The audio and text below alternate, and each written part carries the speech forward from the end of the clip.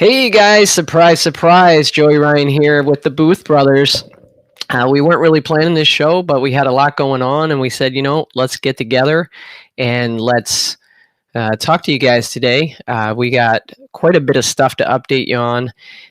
Mark White, who normally kicks things off, he'll be joining us from all places, Mexico City. We'll let him tell you the story, but let me bring in my partner here, Melina Mike, and see what's what. Hey, Melina, what's going on, man? Yo, we made it. And how long has it been already? It's been Mark's a minute, traveled and around the world since we've last been on our show. That's how long he, it's been. he has. And before we get going, I want to remind people, if you're in here, do us a favor and let us know the video, the audio. Hit up the chat, and we have the chat turned on, so you'll be able to see the comments in here. And just let us know that everything's working okay. And we're going to have a pretty fun show. We might even have a surprise for you. There's Dominic Dunn. He says, Definitely blocked him. Definitely blocked him. Oh man, Dom, what's up, buddy? Thanks for I get tuning the in. As always, do us a favor, share it if you could. But yeah, we're gonna hit on some good topics today. But before we jump into what's going on in the pool world, I want everybody to have a look at Mark White sitting in a hotel room in Mexico City. What's up, Mark? Hola, ¿cómo estás? So, Mark, tell everyone out there why in the world you're in Mexico City, how this happened, where you're headed, what's going on. This could take as long to tell the story as the journey took me. Absolutely unbelievable. The second time I've set off now, I planned on the Monday, the 16th, to travel from Heathrow via Atlanta to Mexico. Those of you that know the COVID rules at the moment will understand that the US is not allowing any travellers from the UK into the US unless they've spent 14 days outside the US. So I jump on a plane, go to the airport, jump on a plane. Go to jump on a plane, go to check in. No, you can't go via Atlanta. Why not? Because they're not allowing you to. What, not for transit? No. Me a ticket that they shouldn't have sold me. It was via somewhere where I wasn't even allowed to travel to. Anyway, fast forward 3 days, booked another ticket, this time via Paris. Back to the airport again, jumped on a plane, hour to Paris, 3 hours at the airport, 12-hour flight to Mexico. Here I am in an Airbnb, and a very nice Airbnb it is actually, in Mexico City. It's absolutely wonderful, and it's so cheap here, which is good because I've wasted so much money on taxis and flights that I wasn't even allowed to take. It's a tough time traveling around the world at the moment, let me tell you that much. So, Mark, I have to say, you're doing something. I think everybody out there has had a dream and they've wanted to do something. They've wanted to dive in all the way, but it's so tough to make that plunge, right? You still want to hold on to things, hey, maybe if I dip a toe in the water. You've plunged all the way in full force. You're coming to the United States. What are your plans when you get here? Well, just to quickly talk about that, if you've got a dream, it really is just follow it and go for it, because dreams do come true. I haven't done this on a fortune. I'm not a rich guy that's got loads of money and just thought, right, I'm going to just zip around the world. And if it doesn't work out, oh, well, it doesn't matter. I'll just get another flight back and go and carry on my life. I came out here. I sold my van to come out here. And I've come out here with, not a lot of money. It's got to be said.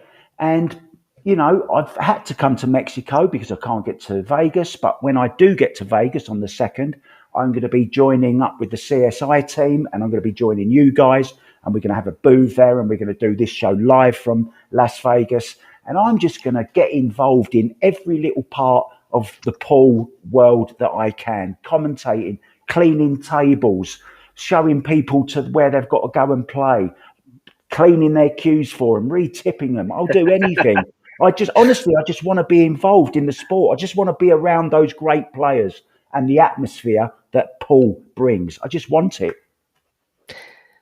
Mike, what do you make of this guy doing this? Isn't this like an incredible story? I tell you, I mean, I don't know. I don't think I've ever seen anything, at least someone that I've known, go and take a leap like it. You know, you're leaving your home country in the middle of a pandemic, hopefully at the tail end of a pandemic, and just following your dream. God knows we've all wanted to do it, and how frightening it is and how uncertain it is. And people like stability, they like certainty. Nothing about this journey has any of those things written on it, but you're going for it because the upside is so big. And I couldn't be happier, Mark. I'm super proud of you. Thanks, mate. I'm beyond excited that you're actually. I text Joey. I said, "Did his ass actually? Where's he at?" I said, "Did he make it to Mexico?" And he said, "He's in Mexico." And I said, "God help him," you know, because whenever whenever he at first told me how you were gonna be traveling outside of the UK, it was just I was. Yeah, I mean, I'm about 3 hours north of the border. I know how sketchy Mexico can be. Trust me, I do. So, yeah, I'm just I really admire you, Mark, a lot. You know, And he posted, I've been sharing the videos on the Booth Brothers page on Facebook, and Mark's been posting videos walking down the streets in Mexico City, and I posted one up and I put on it, $50 he gets robbed. I couldn't get any action on that. I think I got a stone cold lock there. No, but stay safe down there, Mark, for sure. And I just want to echo Mike's sentiment. Like, there's a lot of people, and I even saw somebody post this today. There's a lot of people who talk about doing things, and very few people who actually do it. So, you know, hats off to you, man. It's awesome. Stay safe down there, and you got to get us some footage. I saw you went into that pool room. I don't know, maybe you can interview somebody in there later. What do you think? Yeah, I'd love to. And that's a very good point, actually, to bring in what I want to say. You know, I was really worried about coming to Mexico, but there's a guy that has been so helpful to me. I want to thank, first of all, Jay Garrison for putting me in contact with a guy called Javier Gomez. And he's actually an artistic pro pool player in Mexico. And he found me the area. He told me what area to come and stay in. It's about a 10-minute walk or a 15-minute walk to that pool hall that I showed earlier, which I shared on my Facebook. And he's fixing me up with people. He's putting me in contact with the owners of pool rooms, telling me where to go, where not to go, and, you know, giving me a bit of a guidance. So thank you so much for that, Javier. And it's his wife's birthday today, actually. He can't come and play pool tonight because it's his wife's birthday. Some excuse with any people I know, but there you go. Oh, man. we're proud of you, buddy. Yeah, that's awesome, Mark. I can't wait to meet up with you out in Vegas. I'm going to be out there on the 31st. I think you get into town on the 2nd. Is that right? Yeah, 2nd, yeah. Hold on a second. So we're getting a booth? Is that what we're doing? We're going to be covering it out there. We're going to have some space. We're going to be interviewing people. And, you know, the idea is that as people get off the TV table or get out of their matches or whatever, we're just going to grab them. Like, Melina, we know you got a lot of tentacles out there. You're just going to have to grab people, bring them in and chat with us. And, you know, we'll just see how things are going. We'll do like a morning show and an evening show and just talk with the pros as they walk by. I can promise y'all one thing. We're going to be the premier channel to go and watch outside of CSI of all things BCA, the Diamond event, the World 10 Ball Championships, anything and everything going on. Follow our Facebook page because we're going to go and have it. We're going to be all over the place. We're going to be throwing up our phones, streaming tables. They're going to have to kick us out of there before we're done. So we're gonna just do any and everything all over BCA. So I'm pumped now. I'm super excited. You know that? Oh, go ahead. I haven't traveled 6,000 miles and still some more to go, and not want to get involved in everything and bring you stuff that you've never seen before. We are going to change it. We are going to go up a gear. Booth Brothers are here. When we first started this show, we had a mission, and this is part of that mission, and we're coming with it. Trust me, we are coming with it on the Booth Brothers. Yeah, you know, when I was down in Tucson at the Predator CSI event, I sent Mike a message and I said, they're doing a shootout on one of these side tables. Should I go live? And Mike's like, hell yeah, you should go live. And so I went live with Carlo Beato and Danny Olson. And then I get this message from Facebook like a couple days later that says that video had a reach of 155,000 people.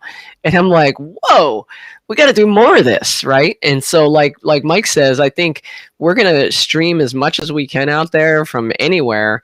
And if, you know, if Ozzy's good with it, and if he's not good with it, I guess he'll catch us and kick us out. But we'll do what we can to really promote it and give you guys kind of, if you can't make it. But my goal is that from the first couple days of our coverage out there, that you guys sitting at home that didn't make the trip are like, I'm going to book a ticket and I'm going to get out there and check it out. So let's hope we can pull that off. But that's the idea. No doubt. Yeah, I mean, I can't believe Mark's coming. I can't believe this is happening. I can't believe it. Hey, we're gonna meet him there, Mike. He's gonna be like 6'7". We're gonna be like, "What is this guy? I thought he was like a smaller dude. I don't know." Do you know something that's changed in me over the past week? I always thought that I loved Paul, and I was passionate about it, and it was the only thing that I wanted to do ever. After that, going to that airport the first time and getting turned back, there was about a 2-second window when I thought, oh, is it all worth it? Can I go through all this again? Hell yeah, I can. I ain't stopping. And I just now treat every single obstacle as the Paul gods saying to me, how much do you really want this? Do you really want it? Well, if you do, show me. And that's what I'm doing. I'm following it, and I am going to give it everything. And maybe this is a dangerous thing to say, but I'll die trying. We love your passion, buddy. Oh, Mark, I can understand that now, because you showed us kind of a graphic of what it was like to get over to Mexico City. So I'll just put that up for folks now to kind of show what you had to go through. That's actually Mark White there. They actually that is me. The worst bit was I had to take my glasses off for it. That really does look like you, Mark. No offense. Oh, yeah, no offense, none taken. Oh, gosh. Well, hey, look, before we move on, we have a special guest that's kind of a surprise. We're not going to go there just yet because there's a match that I want to talk about. I think Melina's thinks that I'm the only person in the world that cares about this match. But I want to talk about this match real quick. It's the Scott Frost versus Bobby McGrath match. And this was Bar Table 8-Ball. And the first thing I'll have to say is I really think that we need to see more 8-Ball on the streams. What do you guys think? Thoughts on that? I love pros playing Bar Table 8-Ball. It's a lot of fun. There's a lot of maneuvering. The parts I did enjoy were Scott using his moving skills and his one pocket knowledge to go and get to where he needed to get to and put Bobby in uncomfortable positions. But Bar Table 8-Ball is a fantastic game. I absolutely love it. How did you like that one highlight? I caught it on Digital Pool's Instagram where Scott is dead straight in on a ball down table, and most people would try to hit it like a million miles an hour and draw back with all kinds of funky English. Scott just cross banks it, gets perfect on the 8-Ball, and I was like, yep, that's kind of that intangible there, that thing that Scott brings to the table with his one pocket knowledge. And, I like the fact, so I'm the type of guy, I'm going to reach out and try to find somebody a little better than me and call out, maybe not that much better than me. But I did like the fact that Bobby called him out and took a challenge on, right? Because how often do we see people not willing to take a challenge, not willing to step up? And so I thought that was something that was a positive from this. Now, he did lose by 20 games. But, overall, the class really showed, I think, where Scott's just a seasoned veteran. And Bobby's one of those guys that's a really good player, kind of on that amateur pro cusp, but not quite to the level that Scott is. I heard a Booth brother say he might want to do something. Mark? I'll tell you what, I've spent 2 years in Thailand in total. And all they play out there is 8-ball bar box. And I've played a lot of it. And a very good friend of mine who lives down in Tampa now, Trevor Hill, you've heard me talk about him many times. He's well known on the bar box 8-ball scene in Florida and Tampa and New York, And I've played him a lot of times at it. And being a snooker player, you mentioned there Scott Frost, the one pocket player, then going on to that, the little nudges here and there, the little caroms just to nudge little balls out the way. That's my speciality as well. And I love bar box. It's certainly the most fun game, 8-ball, fun game to play. 100%. Can't wait to play some. I'll play you, Joey, anytime.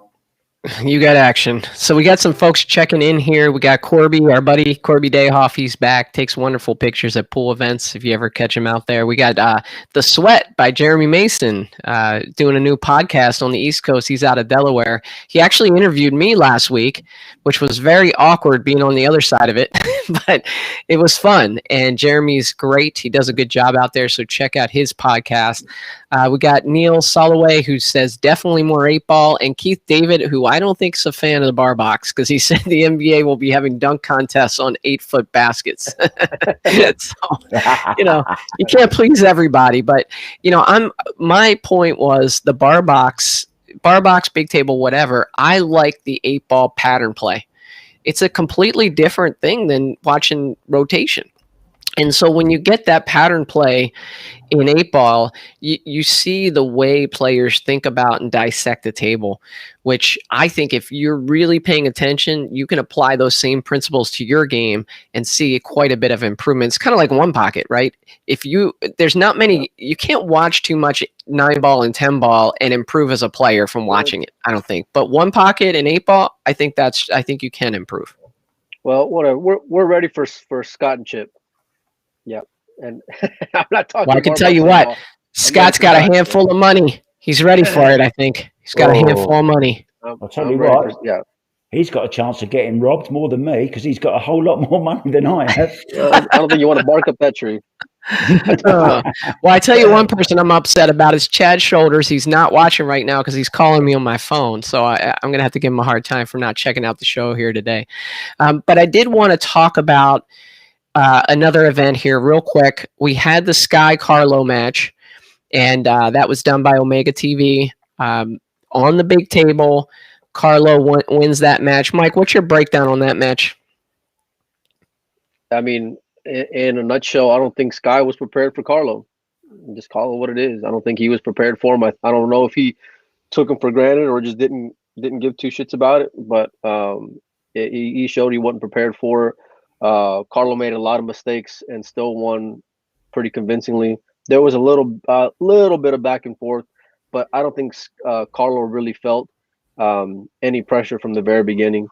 It's unfortunate, but it was a fun match to go and watch. And now we got treated to where we're at today. The Shane stepping in, coming up and facing off against Dennis. So I'm loving it. I'm excited. This is going to be a solid 3 to 4 weeks of pool, unlike anything we've ever seen in the world. You got this Shane and Dennis. You got the Texas Open.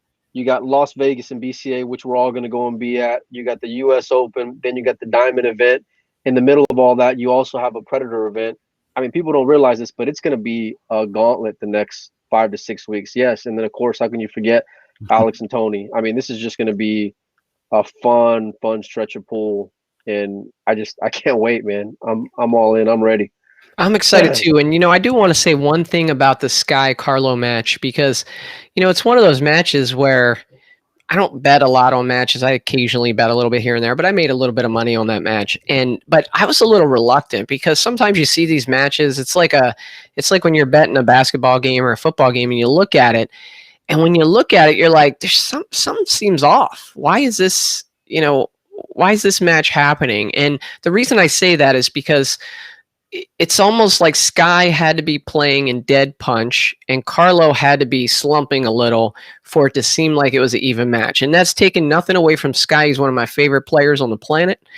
But Carlo is just that good. There's literally, correct me if I'm wrong, Mike, there's one person in the Philippines that will gamble with Carlo. Caught you mid-drink. Anton. Right, Braga, right? The one player that will match up with Carlo. Dennis and Carlo played even, not too long ago, raced 100. But, I mean, that's there's a lot of Filipino players. So that says a lot about how great a player that Carlo is, that there's not too many guys that are going to go and mess with them like that playing even.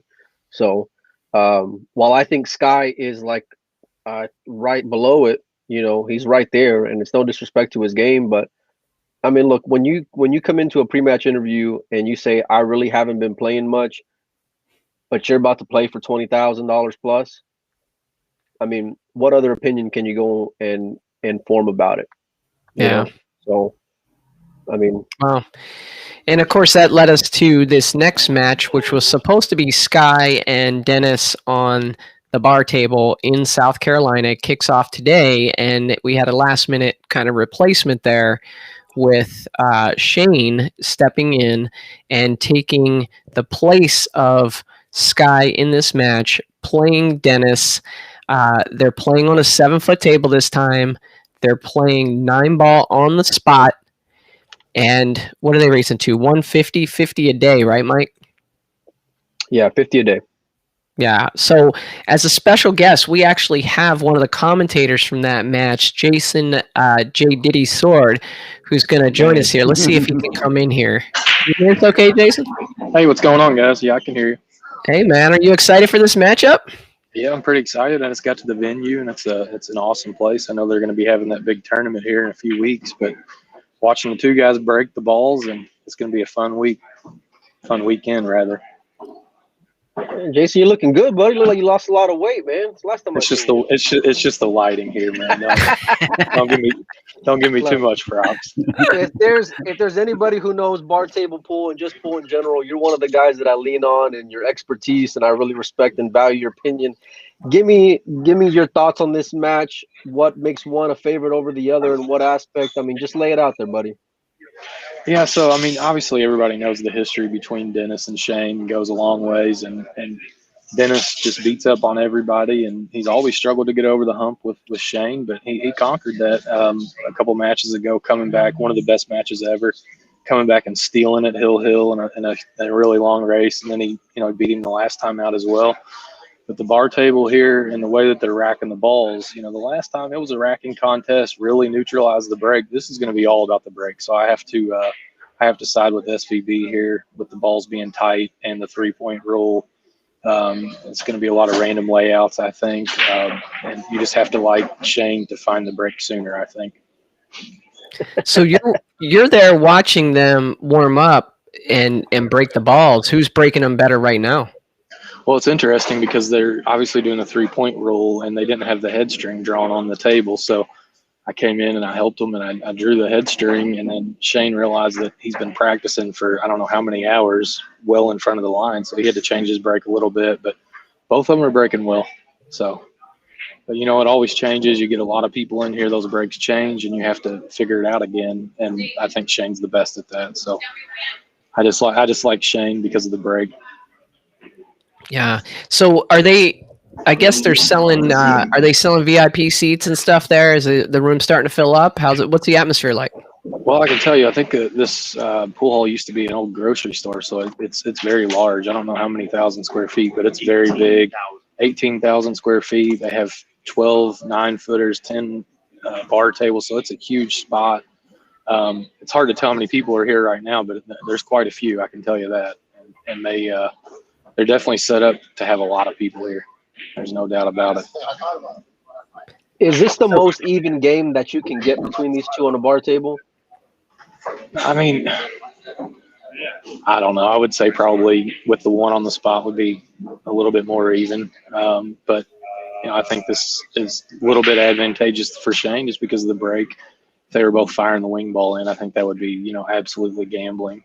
And I don't think Shane's a big favorite. It's a bar table. Neither one of them are going to miss many balls, but it's just going to come down to who can figure the break out. And when it changes, who can figure it out again. And then, but it's Dennis. You can never count Dennis out. So I always have 2 rules in pool. Number 1 is I never bet against Dennis, and I never bet against Justin Bergman. Those are my 2 rules.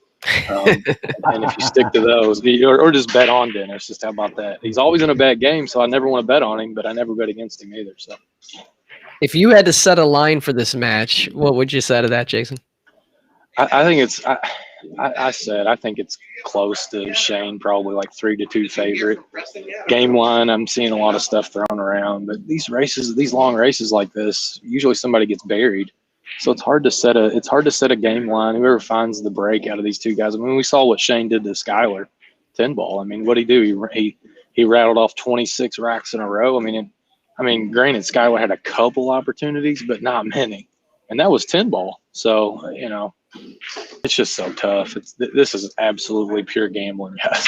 All right, so I got a prop bet here, and I want to challenge Molina Mike, and I'll let him take either side of this. So I want you, Jason, Here we go. to set the over/under for the largest package. That's tough. I would probably say like 9. Mike, what do you got? Over or under? Under You're 9. taking under. Yeah, I'll take the under. All right, we're double or nothing on that dinner, okay? A true from the break package. Yeah. Okay, Yeah. we're going double or nothing on that dinner. So, Jason, tell us about. So this is being streamed through Omega TV. We had Stephen Wyatt on a couple weeks ago, and there's just so much going on right now with Omega. Tell us about the production, the setup, everything that's going on there. Yeah, so the thing about it is, for me, I feel like it is always about the players with Omega, and they're trying to improve. Every time they hear some negative comments, they go and they correct them. They're refunding people. They're not doing anything dirty. They're not screwing the players. And for streamers, I've seen it the whole entire time I've been involved with pool. The streamers come in, they get greedy. They want to make all the money. They want to pimp the players out. I don't really feel like that's the goal here. I think it started off, and not to mention, you see a lot of matches with funny money. Every one of these I've seen that Omega is putting on, they're really betting. I mean, even Sky and Carlo, I mean, it was pretty lopsided, right? I mean, Carlo's a better player than Skylar. Let's just call it what it is. And they still bet. They still bet their own money. Well, Skylar didn't bet his own money, but he had somebody staking.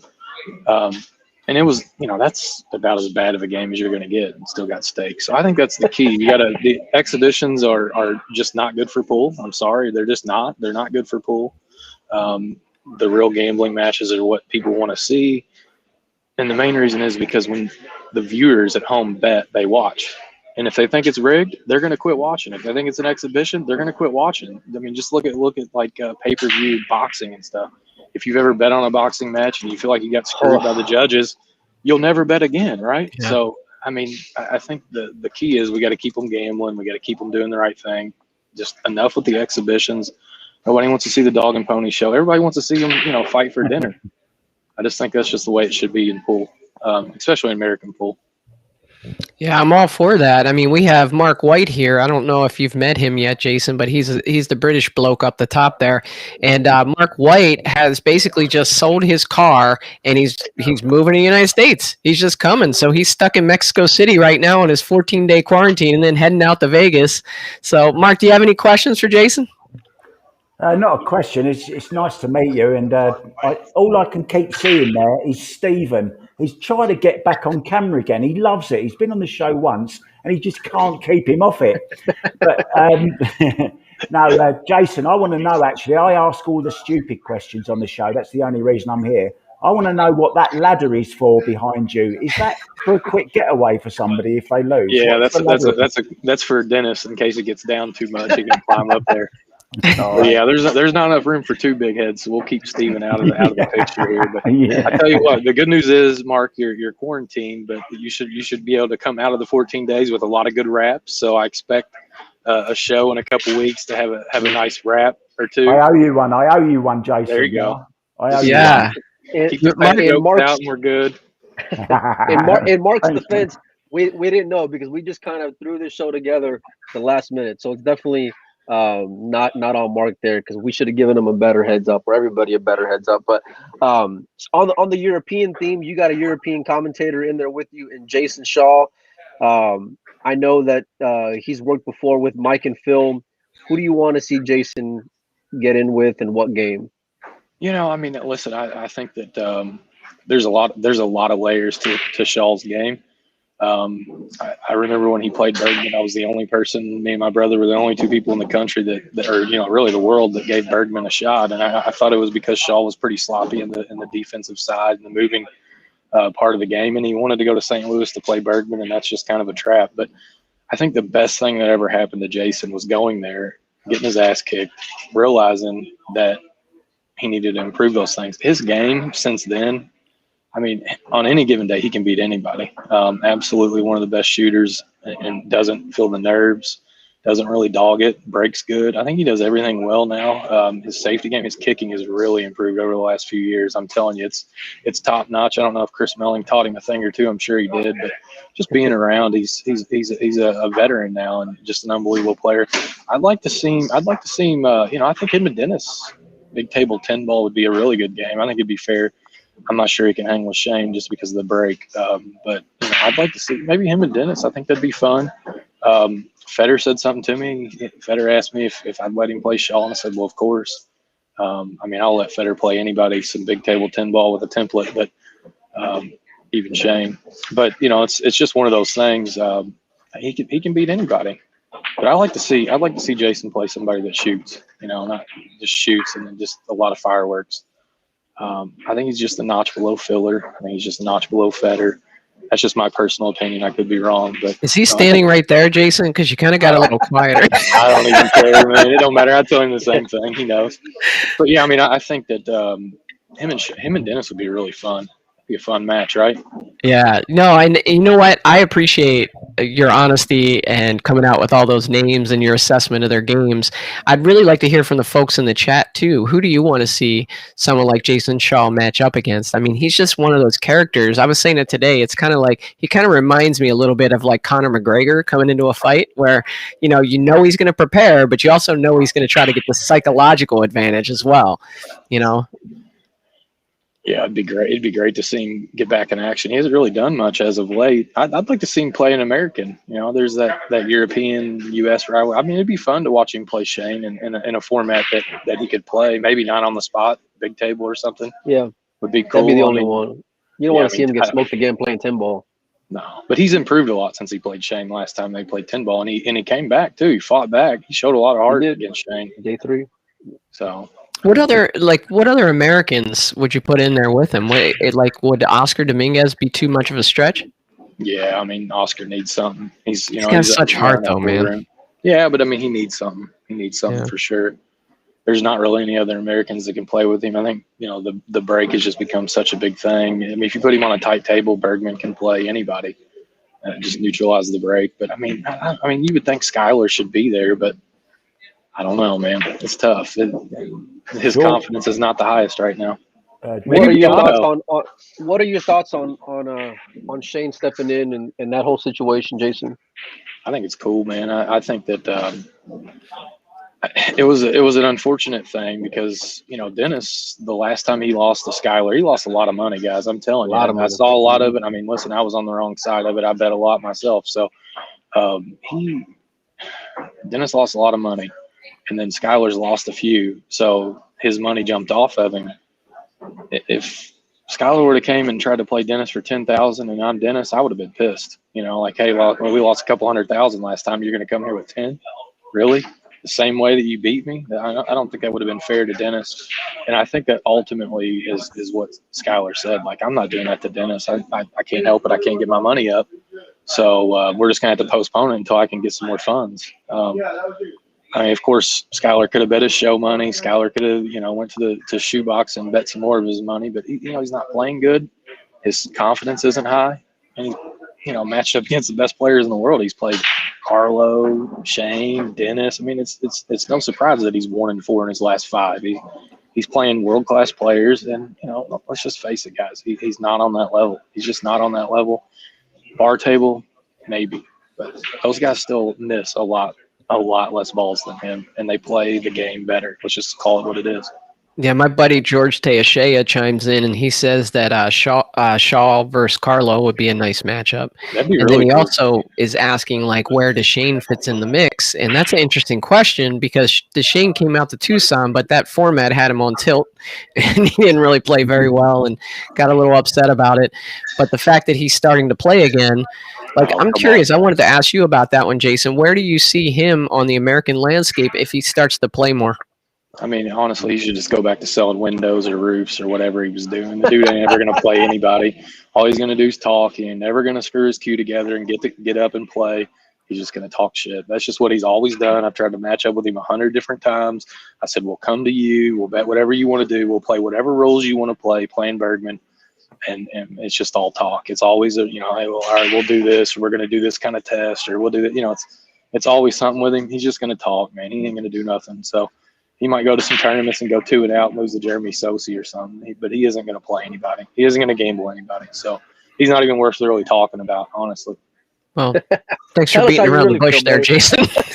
I mean, I like it. what do you want me to do? Yeah. Oh, no, we appreciate it. And you know what? We appreciate you coming on with such short notice. We know you have a big match to commentate. I'm going to be tuning in. Mark's got one quick question for you. I think. Hey, Mark, real quick, there's a free preview right now. You can go watch Dennis break. Dennis is warming up right now, so you can go out to Omega Billiards TV on Facebook and check it out. So they're warming up. You'll probably see Shane here in a minute. I think they're alternating, but Dennis has some new attire on that he just went and picked up. So oh boy. go ahead, Mark. I just want to say, before you nick all our viewers from this to go and watch the warm-up for free on your thing, right? I think I really, really do wish that I'd have known about today. It's a real pity, because I would have loved to have made a rhyme for you and rap to you, Joe Diddy. Hey, next time you guys call me back on anytime, and I'll jump on. I'm ready to hear the rap. The We're gonna rhymes, hold but you hey, to it, buddy. absolutely. Absolutely. We will have you back on for sure. Appreciate your breakdown and good luck with calling the match over the next couple days. Thanks a Have a lot, good guys. one. Okay. Thanks See a ya. lot, Jason. Appreciate you, brother. Have a good one, mate. God, wow. He's honest, isn't he? Hey, listen, there's a few guys that I really trust and value their opinion, and they're not gonna bullshit you, or they're not gonna go and just tell you what you want to hear. It don't matter which side he's on. Jason's gonna, even if he's on the wrong end of it, he's gonna go and call a spade a spade. So whether it's the guy he's going against or the guy that he's put in the box, and he ain't afraid to go and put his money where his mouth is either. So I really respect him and his brother, him and Alan. So Brilliant. Yeah, I wasn't quite ready for that. I threw out a question there about the Shane, and he just ripped it. He went into it. I was like, okay. But hey, you got to appreciate that. At least I know where to go if I need a new roof when I'm in the States. I've got Shane's number. Let me say something, because we had Deshane on the show, and I just talked with somebody recently. I talked with Deshane quite a bit out in Tucson, and it's the weirdest thing, because he's such a personable guy to talk to when the heat of something bad in a pool tournament isn't happening to him, right? Just seems like a genuine, cool, interesting guy, funny, charismatic, all of that. But then something goes wrong in a pool tournament and it's completely different. And so that's what I experienced a couple weeks ago down here. And I think a lot of people have experienced that over the last couple decades. And it's just a shame. And I think after the fact, I think he kind of comes back and he's like, yeah, I probably did, should have acted a little different or whatever. But yeah, it's just an interesting, never really met too many people like that. It's kind of. I heard the funniest line. I don't know if it was from Oscar or who it was from, but they were like, "Yeah, Mike has about 12 matches lined up every year and plays 0 of them." So that's just when you got a reputation, you got a reputation. Yeah. He's a hell of a player, though. I would like to put the like record straight and reiterate what you said, Joey. He was very personable on the show, and I know there's some people that just change when it comes to being on a pool table, right? And one more thing, there's a lady in the chat who I've got so much respect for and has been so helpful on me actually getting here as well, because she's given me a lot of confidence. Her name is Angel Levine. She has a brilliant Facebook page, Raising the Hustler. She does fantastic documentaries. Please go and check her out on Facebook and have a look. Just go into YouTube and put in Raising the Hustler. She does some really great work for the pool world. And so thank you very much, Angel Levine. They're in Chicago. And I'm thinking of you. Thank you for all your help. Awesome. So we were talking about the Shane and Dennis match, which is about to kick off on Omega TV. You guys should check that out. It's going to be a great match on the bar table, 9 on the spot. Mike, you posted this one, man. I was cracking up at this one. I loved it. I just loved it. It was awesome. They got a lot of respect for each other, and I don't want it twisted. I mean, there was some genuine animosity there maybe before they played their first one. But that battle, it really makes you have a lot of respect for your opponent. And I think that's what we've seen over the last, couple matches between these two. And it's great to go and see, as much as I enjoy when, like, whether you're watching any kind of sport, when they genuinely can't stand each other, I love whenever they genuinely go and compete, but there's still a lot of respect, and I think we got that here in between these two. Yeah, and then there's another match coming up in a couple weeks that I want to pull up, and that's the Tony Alex match. So there's tons of stuff going on, like you said before, Mike. There's even stuff that I don't even know what it is. Like, what is this? This Chinese pool? Is this Chinese 8-ball? I keep seeing all these matches popping up. Yeah, Yeah? great game, Chinese 8-ball. Great Gareth game. Gareth Potts, undeniably the best European that plays the game. Chris Mellin will is pretty close, so that will explain the matchup because they are two top players. But I fancy Gareth really because he's got the best surname for the game. That's all I'm saying. Yeah, Potts.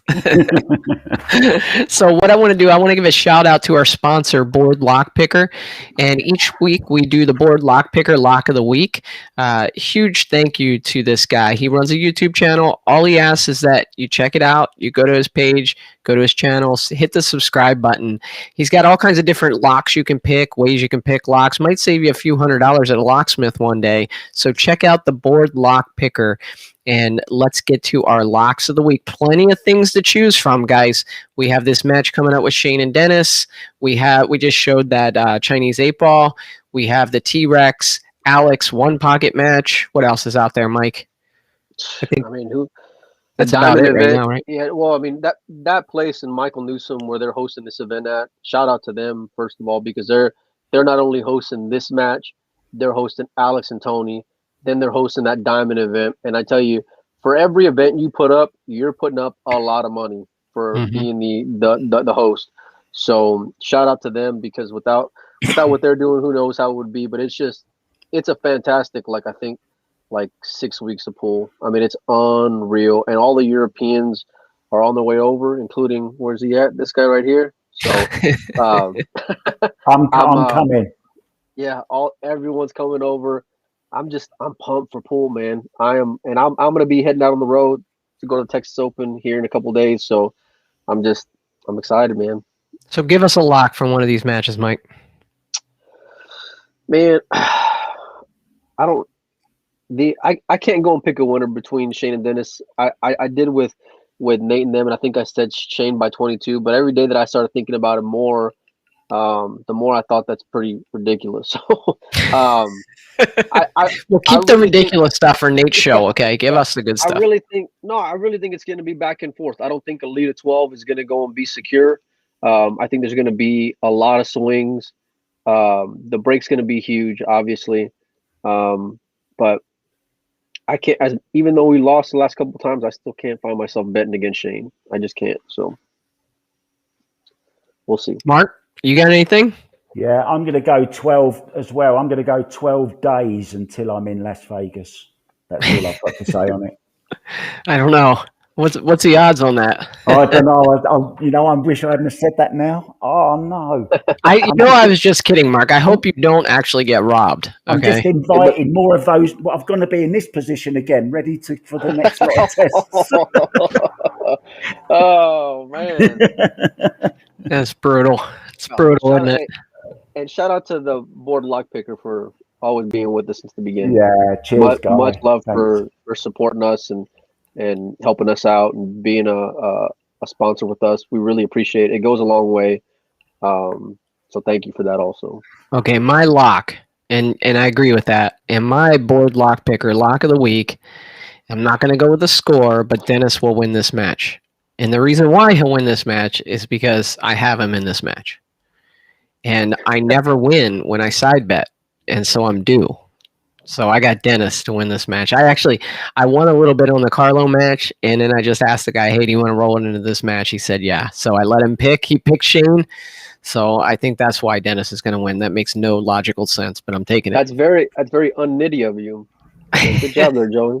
Good job. Hey, whatever. It's a friend of mine. Good dude out in Hawaii. Well, guys, listen, we've gone about 45 minutes, a little shorter than our normal show, but we did want to touch base with you. It had been a little while. We got Mark in transit on his way to Las Vegas. Who knows? We might pop up this weekend and go live if Shane and Dennis turns into something crazy. But we just wanted to touch base with you guys, let you know we're still here. We appreciate all you guys for tuning in, and we look forward to next time. So, see you guys. See ya. Thank you. All right.